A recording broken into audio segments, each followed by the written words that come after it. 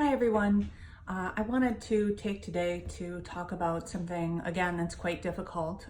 The day before yesterday, I was speaking about suicide, and it occurred to me that I need to also be talking about grieving, the process of grieving, both for those who have gone through that process, who are going through that process, and for those who know someone who is going through that process.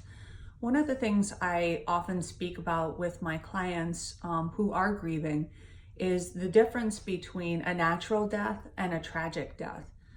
A tragic death is something that happens when someone's death is untimely or unnatural, say through suicide or a car accident or cancer or any number of things that end somebody's life before it should have been ended. A natural death is what it sounds like. It's when someone has lived a good life and they are dying a proper death, peaceful death. They are cared for at the end, and they can feel good about the lives that they led, and the people that love them can also feel good about the lives that they led. So these are two very, very different things. Today I'd like to address tragic death, because people who haven't experienced death firsthand themselves often don't know that there is a difference between these two kinds of death and grieving, and they therefore can't be as supportive as they might otherwise be if they did know there was a difference. First of all, grieving is something that is very individual.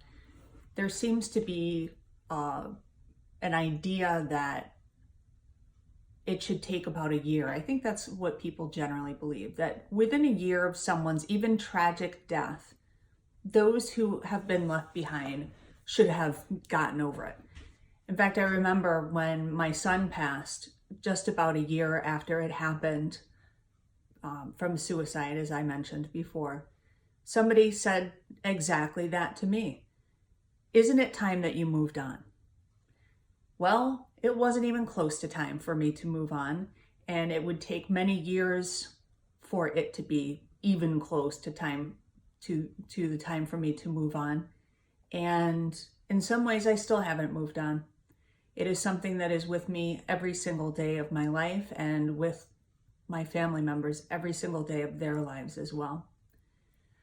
So particularly for those of you who may not have experienced death firsthand, please be compassionate and cognizant of the fact that grieving can take years and years and years to complete and may never be completed entirely.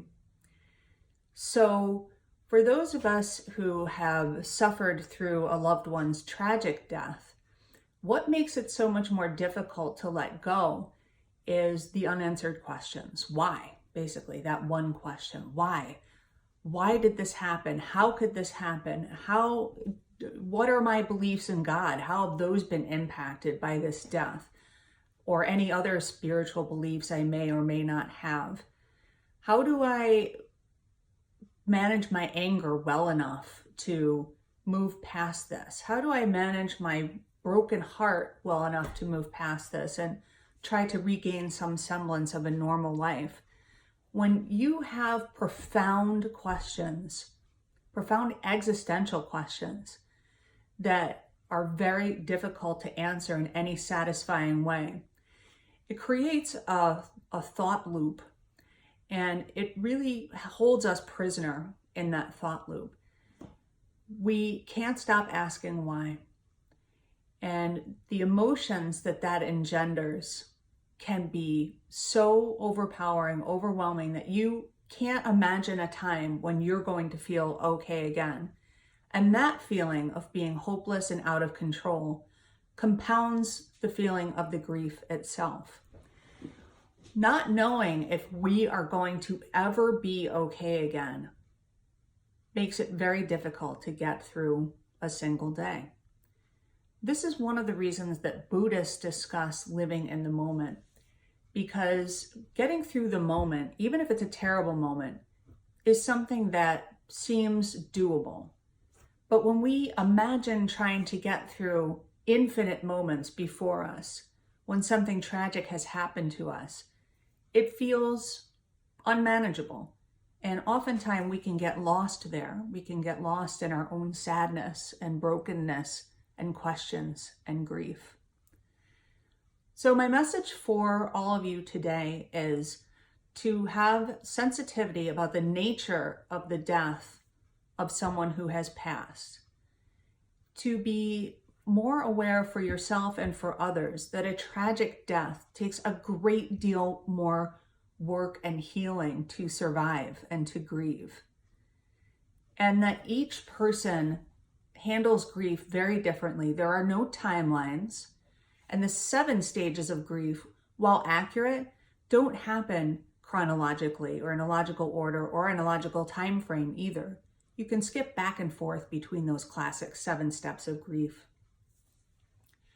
So allowing yourself to grieve in whatever way you need to, even if it takes years and years, to be compassionate towards others who are grieving, even if it seems like they should have moved on by now.